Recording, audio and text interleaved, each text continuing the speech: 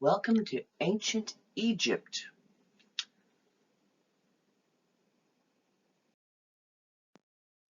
Here's the map of the area of ancient Egypt.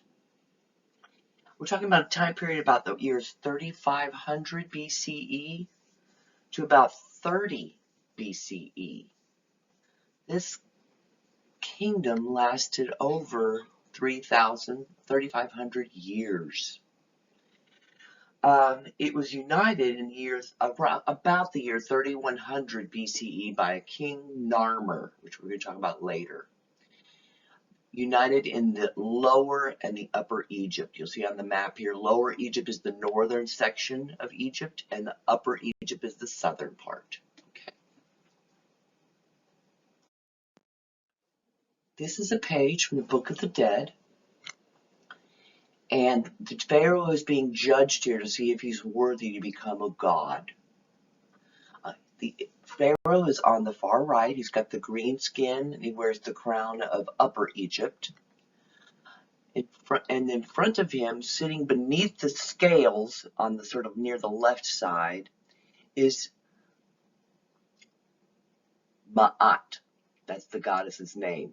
She is weighing his heart, which is the seed of intelligence, in a little canopic jar on the left. It's that little tiny red vessel there. And if it's lighter than a feather, which in this case it is, he is deemed worthy. He is deemed worthy to become a god. If he hadn't been deemed worthy, the crocodile goddess that sits next to Ma'at, the judgment goddess, she would have gobbled up his heart and he would have been damned.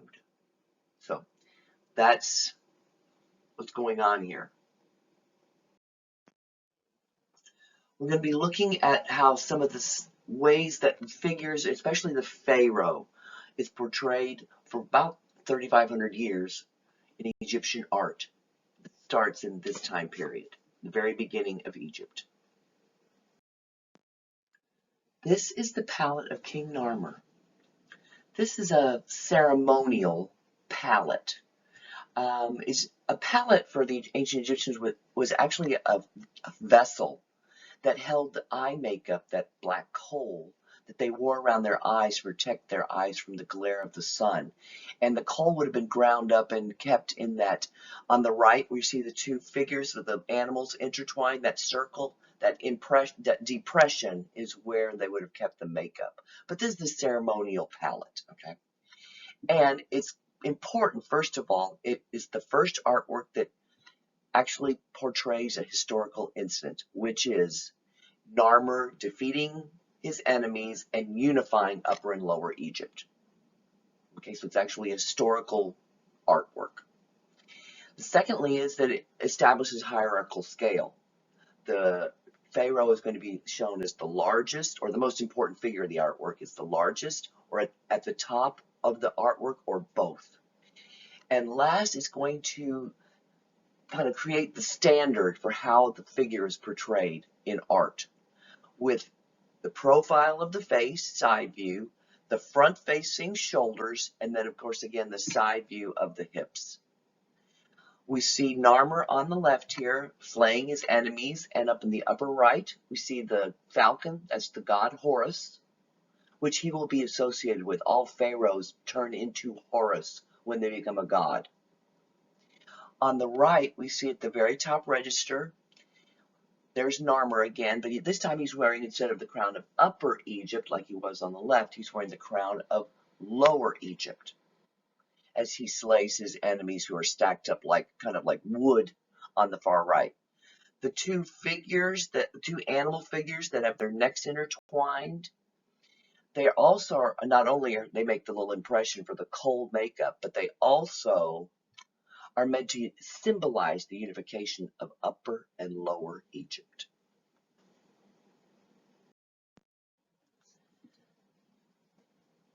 Colors also convey meaning in ancient Egyptian art. Blue is associated with the idea of rebirth and creation. Green, new life and fertility. Red, power. Yellow, is like the sun, so it's eternal. Black, death, of course, and white, purity. That also seems pretty straightforward. The cyclic nature of life and death is going to be a major theme in ancient art of Egypt. The cyclic nature of the Nile, which floods and dries up over the course of a year, that's a part of that idea. Also, the idea of the sun setting and coming back the next morning, that's a cyclic kind of a thing. All of those themes play heavily in ancient Egyptian art. Here are the crowns of Egypt. There's the white crown is the Upper Egypt. The red crown there that you see in the middle is Lower Egypt, and then often the pharaoh would wear them both together.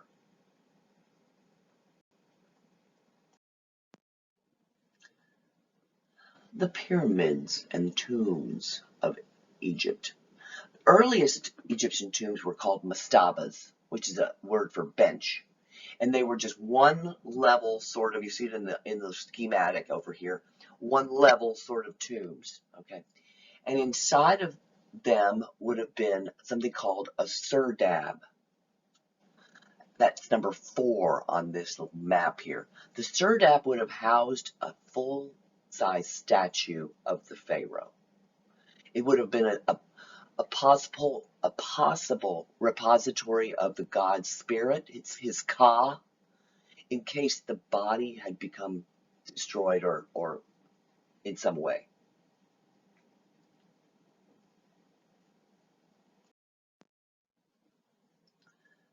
This is the Pyramid of Djoser. That's the pharaoh's name, and it's part of his mortuary precinct. It's the first stepped pyramid ever in ancient Egypt, created by the architect Imhotep. Imhotep is the first artist or architect, both, that was ever recorded down in history. It's a stepped tomb, and naturally, the higher you are, the top of the pyramid, the closer you are to God. But there's another important part to a pyramid. It was part of a vast mortuary precinct. This would have been the entire Djoser funeral complex, shall we say. Different temples and gardens and entryways and things like that. In this Djoser complex would have been these columns. These are actually meant to make you think of papyrus plants, but they're actually called engaged columns. Engaged columns are ones that are attached to the wall, but they're the earliest known stone columns in the world, around the year 2600 BCE. Here we go. These are the pyramids at Giza. And there were 3 pharaohs buried here, Khufu, Khafre, and Menkaure. At the very top of the pyramid is something called a Ben stone. That's B-E-N, B-E-N, all one word. And this is a direct link to the creation of the world and the universe. According to Egyptian belief, from ancient Egypt I mean, the first primordial ooze or mud that came out of the nothingness of water was a kind of a pyramid shape. And this is where Amun or Ra later landed, and the first rays of the sun landed. And that's a holy thing for the ancient Egyptian. So it was at the top of every single one of these pyramidal forms, as well as you can see it on obelisks later on in temple complexes and things like that. It's got that association with that connection to the heavens and the sun, and the idea of rebirth, because of the sun hitting it every night. And that's where the Ka enters and leaves the pyramid nightly, Pharaoh's Ka.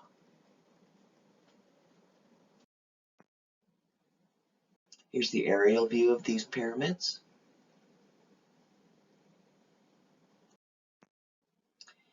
And the Great Sphinx sits in front of the Pyramid of Khafre. It's the largest stone sculpture from one single stone in the world still.